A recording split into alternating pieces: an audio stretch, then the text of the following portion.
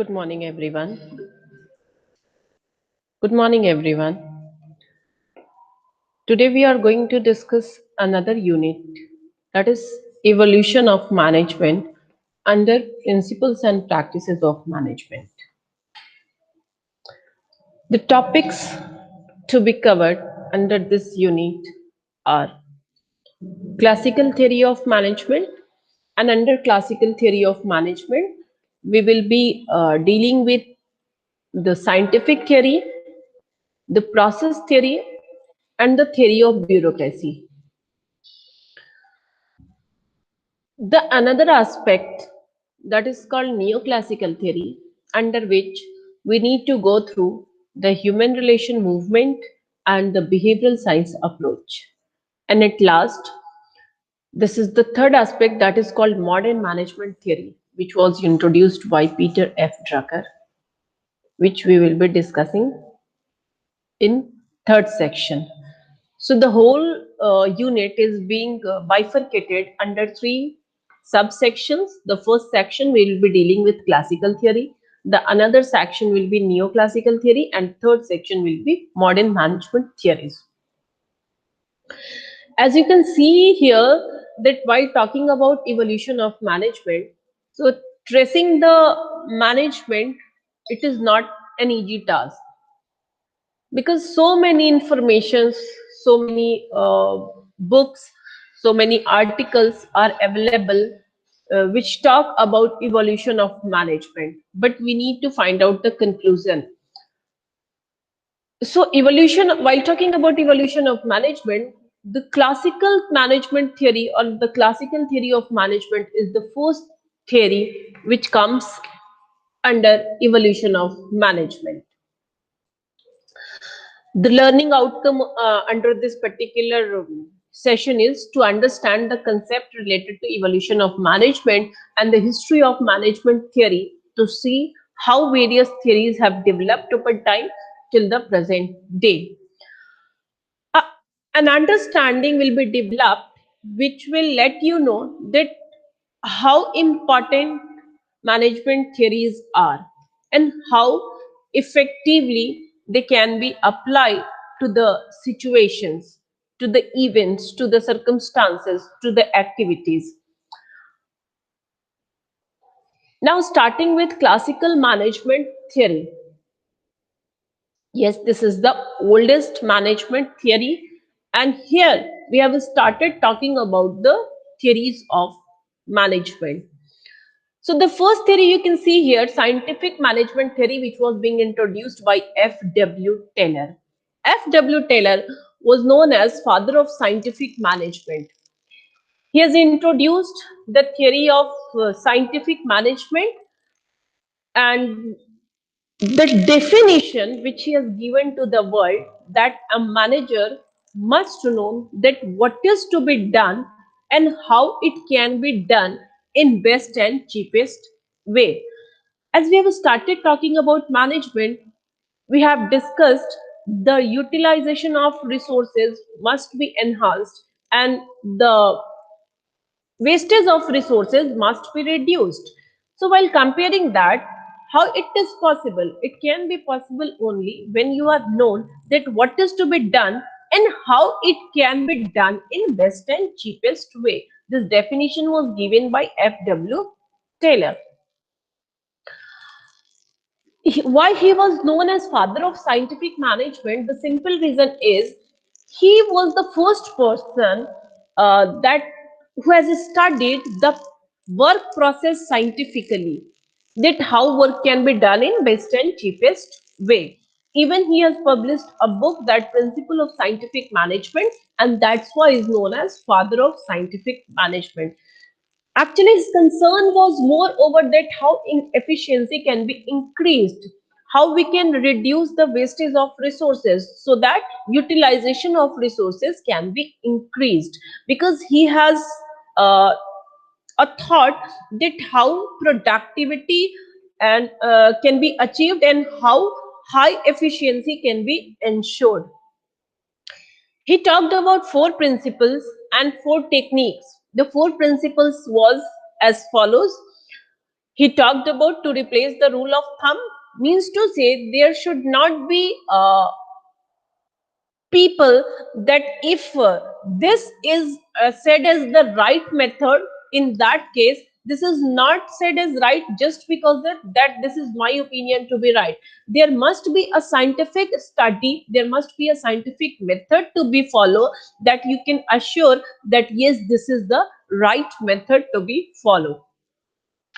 The workers must be given or assigned their work based on their how uh, they are able or skilled to achieve or to perform that job or not. Their compatibility, their competency, their capability must be considered, and the work must be divided as per their skill.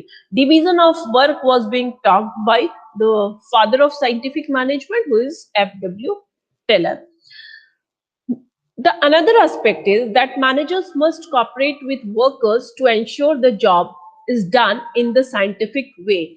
Like when we are talking about job, it is not only the job who is performing by an individual. There are managers. There is the need of managers who can ensure that the work is being done in the scientific way. And yes, everyone must know that what are their responsibility, how it can be achieved. If a person is a worker, in that case, he must be known that what is his or her responsibility, and even the management must be known that what are their role and responsibilities. So these are the four principles of scientific management. Apart from that, he has talked about four techniques, that is starting from work study, and there are four techniques under work study, that is motion, method, fatigue, and time. The purpose of these techniques was that work can be done in a way that maximum efficiency can be ensured. That he, as you can see over the slide, he has talked about increasing efficiency. So increasing efficiency cannot be assured that it is randomly can be achieved randomly, but yes, there are certain methods to be followed, certain process to be followed, then only efficiency can be increased. He talked about that there must be a scientific way to accomplish a job. Now, the another theory which was being introduced by Henry Fayol, he is known as father of process management. Why he is introduced as father of process management? The simple reason is, while talking about management, as we are talking about conversion of input into output, as you can see over the slides, that conversion of input into output requires a process, that how it can be done. As you have seen in the previous slide, that efficiency must be ensured. Then how efficiency can be ensured if there will be no process to be followed? In that case, Henry Fayol have introduced that there are certain process to be followed, starting from planning, organizing, staffing, directing, and controlling. You need to plan, you need to organize, you need to staff, you need to control, direct, you need to control. Then only you can say that this conversion is possible. If you have decided to produce 100 units, in that case, this conversion, this result depends on a process. If you will follow, if you will do the things in an efficient manner, in that case, this achievement can be ensured. But when you will do the things in haphazard way, it won't be possible to get the output which is desired. So whatever is desired, it needs a process to be followed, then only it can be done in the same way. So according to Henry Fayol, there are five functions to be followed. This is also said process, and that's why he is known as father of process management. In addition to that, he is also known as father of administrative management. Then why he is known as father of administrative management too? The simple reason is He has given 14 principles in addition to these five processes. That principles are known as the principles of administration. That's why Henry Fayol is also known as father of administrative management. So, dear students, in that case, whenever you will ask or someone will ask you that who is the father of process management, yes, the right answer is Henry Fayol. And if you will being asked that who is the father of administrative management, in that case, yes, Henry Fayol is the right answer. He is known as father of administrative management, and the same time he is also known as father of process management. Why? He is given five functions, five processes to be followed, and he is also given 14 principles of management, that is also known as principles of administration. Now, what these 14 principles are, starting from division of work, as you can see, like Sir Henry Fayol have also talked about division of work, which was earlier talked about Taylor. That Taylor has emphasis, much emphasizes over division of work. But again, Henry Fayol have also emphasized it that work must be divided based on the specialization. That what you are specialized with, the work can be given to you. In that case, more productivity at workplace can be ensured. The another principle is that is called authority. If I'm giving you some responsibility and I'm not giving you any kind of authority, in that case the work cannot be done, because you need to discharge your responsibility. For that you need some degree or sufficient authority to take the decisions, to conclude the work, to discharge your responsibility. For in that case, authority is also required. Merely assigning the responsibility won't be enough. Discipline. Yes, the third principle is discipline. Being a student, we all know the importance of discipline, that what discipline is. So there must be clearly defined rules and regulations to achieve discipline and obedience, because without disciplines we cannot go for good conduct, the interaction, and there must be a code of conduct to be followed, that every individual can work, their work can be aligned towards the smooth functioning of organization. The fourth principle is unity of command.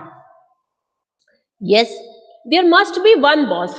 See, if I, as an individual working in an organization, I'll receive the information, the orders from multiple bosses, what will happen? I'll get confused. So, in that case, he emphasizes over that an individual or an employee must have only one boss. Now, the another point is unity of direction. What does it mean?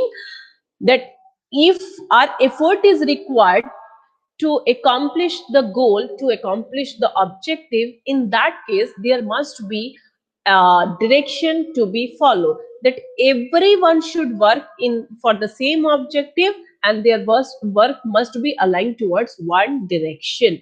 The sixth point is subordination of individual interest. The interest of the organization as a whole should be above the interest of the individual employee. Means to say that if I have my own interest, my own objective, it should not be supersede to the objective of organization. Every time, whatever the work, whatever the responsibility, whatever the task has came to me, that is my prime work. I should not think at the time of that I need to accomplish my personal work first and then the organizational work. In that case the result cannot be ensured. So every work and every worker interest should come uh, after the interest of organization. Remuneration, yes, this is an important part. Whatever people who are assigning the job, they are coming in an organizational hierarchy, and in that case something in lieu of is required, means to say what services they are going to serve in the organization, they need to pay for that. And the pay, the remuneration must be equitable, must be fair, must be reasonable, because people will happy and they will work with full motivation.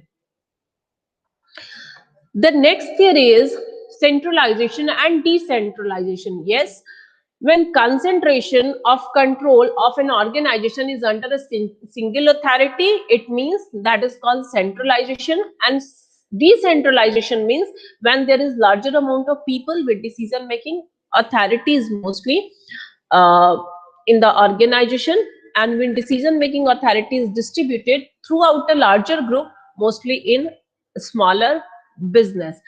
So it is actually matter of degree depending upon the condition of the business, that what quality of personnel are here and how the authority can be assigned to them. The ninth point is a scalar chain. Yes, a line of authority. Now you can see here, this is the scalar chain. If A is giving something, A is informing something to B, now B will communicate to C. This is called a scalar chain. The next point is, the 10th point is, that is order. Yes, every material in an organization should be put in its right position. Right position is very much important. It was also being talked about FW Taylor. Now the 11th principle is equity. Yes, people must be treated with fairness, kindness, and justice. The 12th principle is stability of tenure of personnel, means to say if you are hiring an employee, their stay must be for long term. If people will leave your organization immediate, like they join, they enter, they exit, they enter, they exit, in that case stability cannot be ensured.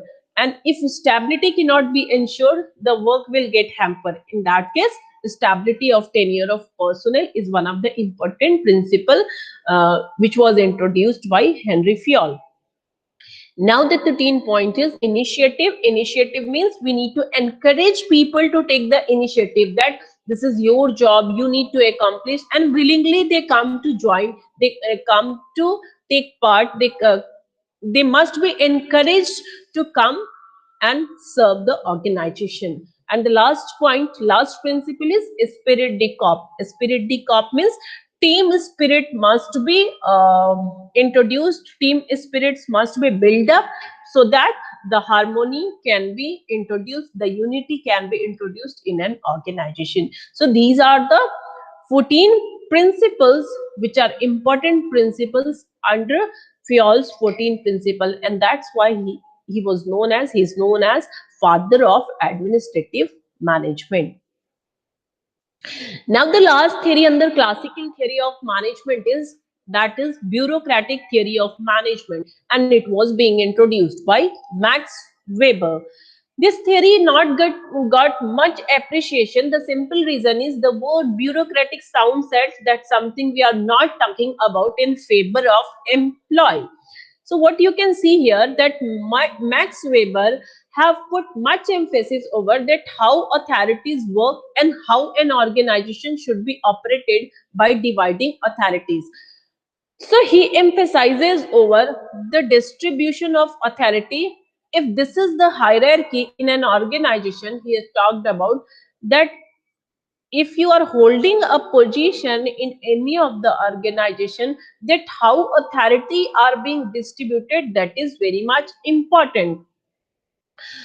So this you can see here under a hierarchy of position. He put much emphasis over that in any organization there must be a hierarchy system, that people should know to whom they are coordinating with and to whom under they are working. So there must be an existence of superior subordinate relationship. If we are considering this image and B is here and A is here, in that case you can see B is well aware that to whom he need to coordinate, and A is the superior here, and A is also known that B is the subordinate of A. So there must be a hierarchy system in any of the organization. Uh, the another important point with Max Weber was introduced, he has talked about that there must be a authority system, but it not should be based on traditional or charisma. It must be with legal authority. If you are eligible one, you are in the hierarchy, the authority must be given to you, but it is not happen like for the sake of that you are more charming and people are most inclined towards you. In that case, the authority should be given to you. It must be based on legal, that if you are liable, then only the authority must be assigned to you. The another important point is there must be strict rules and regulations to be followed in an organization. So he cited 2 points under his theory of bureaucracy. The first is hierarchy of position, and the second is adherence of strict rules and regulations. So these 2 points are more important point which comes under bureaucracy theory of management, which was introduced by Max Weber. These are the points under bureaucratic theory of management. A formal hierarchical structure. Yes, this was also talked by Henry Fayol. Rule-based management. Rules and regulations are very much important to ensure uniformity in any of the organization. The division of work. Yes, function, speciality. Then interpersonal. That people must be treated equally. Employment based on technical qualification, that formal selection should be there, that people must be having the qualifications and ability and skills, then only they can given a position in any of the organizational hierarchy. The official records are very much important. Whatever we are doing, it must be recorded officially, then only that can ensure that we are operating an organization with full efficiency.